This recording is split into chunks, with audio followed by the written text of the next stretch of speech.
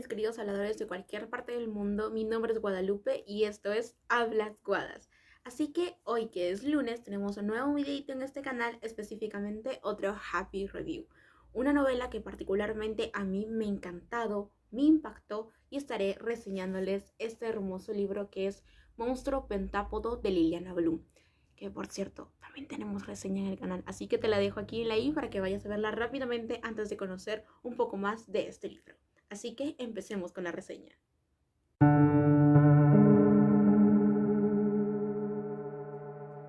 Raimundo es nuestro protagonista, un ciudadano modelo, que prácticamente es buen vecino, buen esposo, buen trabajador. Un día está en su auto y decide acabar con su vida. Y mientras está realizando este acto, levanta la cabeza a través de su parabrisas y se da cuenta de que hay una niña que está pasando delante de él. Y específicamente ella va a ser la chispa que le va a decir que va a querer seguir viviendo. Como él quiere atrapar esa pizca de felicidad, toma la decisión de secuestrar a esta niña de 5 años. Comienza a tramar un plan muy complejo y al mismo tiempo bastante elaborado, pues comienza a estudiar a la niña, a qué colegio va, cuáles son sus gustos y preferencias, y que al mismo tiempo cuáles son los lugares que mayormente visita. Él descubre que efectivamente la madre de Aimee y la pequeña siempre están en un parque y que al parecer la madre no le presta mucha atención mientras se encuentra con otros niñitos jugando. Algo que también percibe muy claramente a Raimundo es de que los niños le prestan mucha atención a los animales, específicamente a los perritos.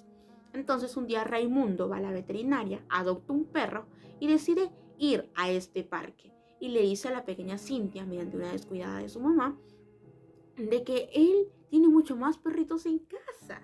Y le dice, ¿sabes qué? Si quieres, tú puedes acompañarme. Venimos así súper rápido. La niña sube al auto de Raimundo y ya termina estando en su casa. Al final es secuestrada en el sótano de su hogar. Raimundo no vive solo. Él tiene esposa y ella tiene por nombre Aimee. Él le va a pedir ayuda a Aimee, a su esposa, para que termine cuidando de la pequeña secuestrada en su sótano. Pues al parecer él sí quiere ir al trabajo para no levantar sospechas de lo que está haciendo en casa. Tú dirías, Aimee no va a aceptar. Al contrario, ella acepta siempre y cuando le den ciertos premios a cambio.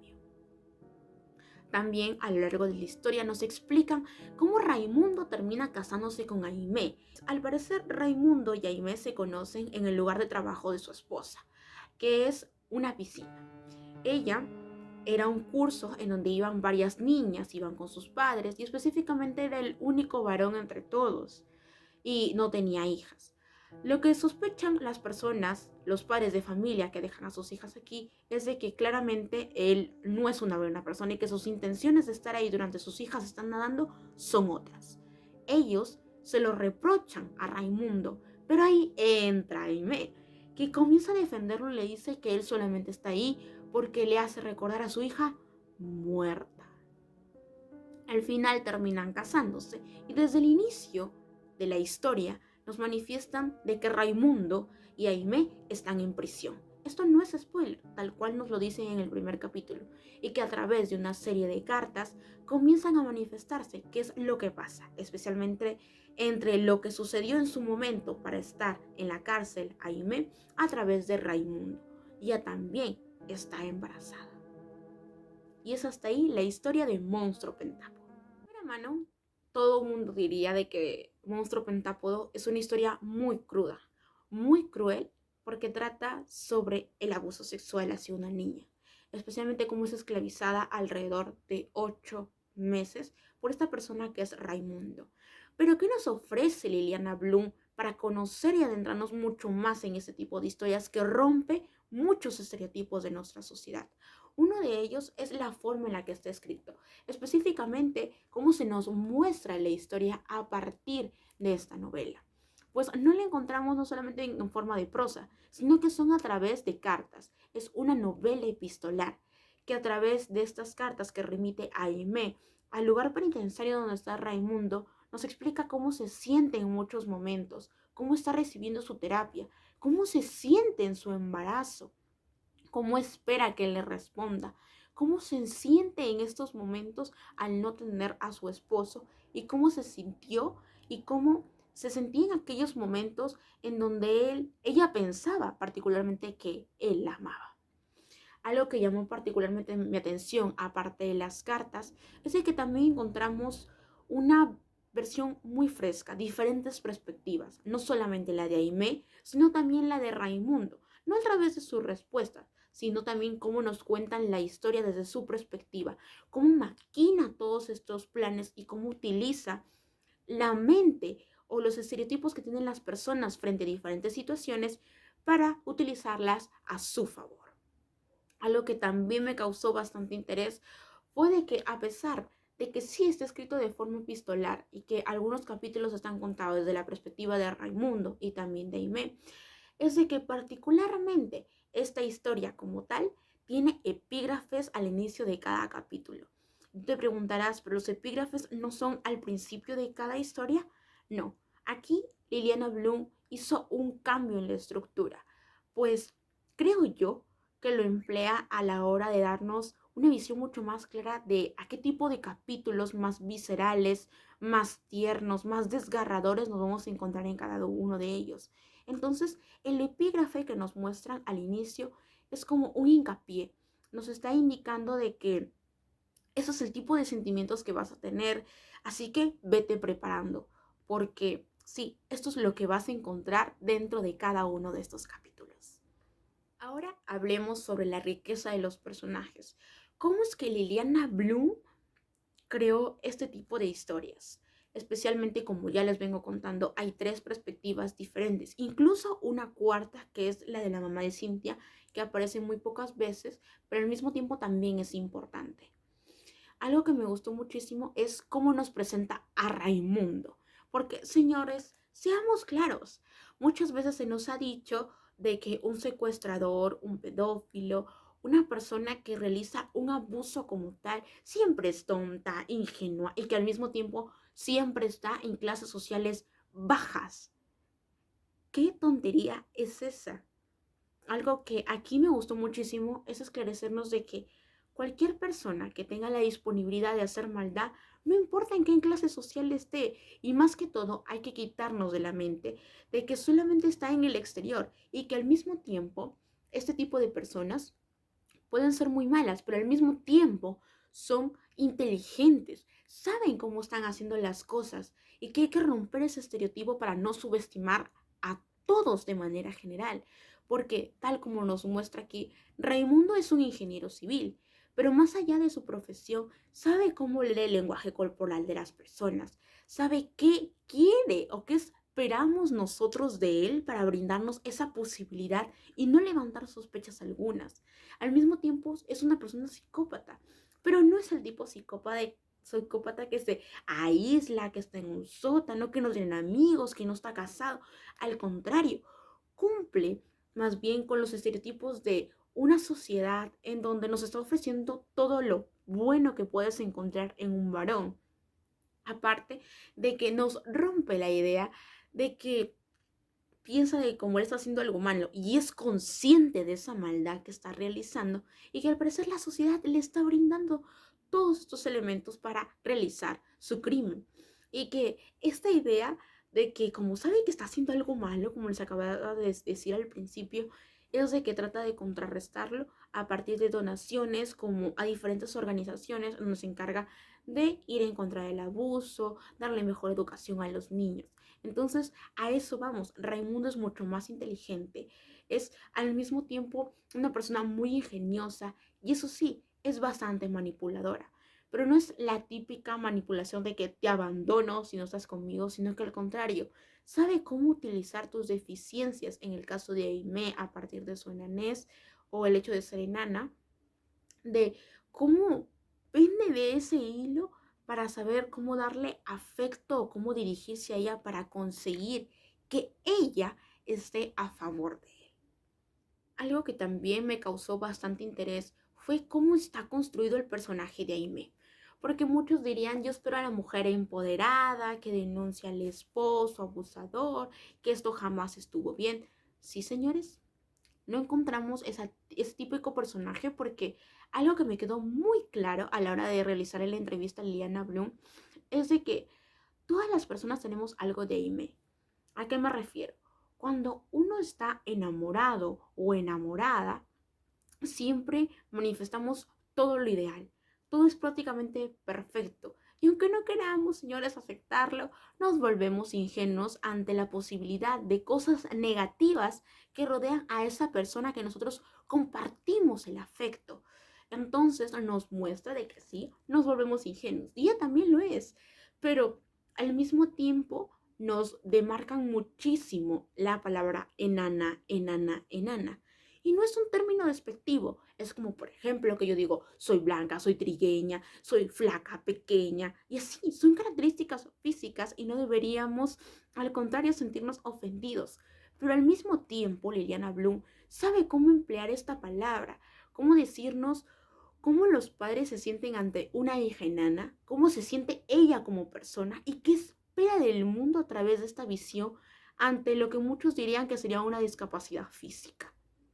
Entonces, vemos como ese hito que particularmente a partir de lo que ella es enana, gira en torno a todo su mundo, toda su mente y todas las posibilidades que puedan haber entre el afecto, las partes de las amistades, el trabajo, las posibilidades que al mismo tiempo son reducidas, porque a través de su aspecto físico, ella despierta una singularidad de emociones de cómo logra percibirse a través de esta característica física. Algo que también me llamó particularmente la atención es de que encontramos a una Aimee, un personaje femenino que particularmente es inestable emocionalmente y psíquicamente, porque hay una parte que me dejó desconcertada, y eso es lo que hace Liliana Bloom, es, diría yo, la perfección de sus personajes.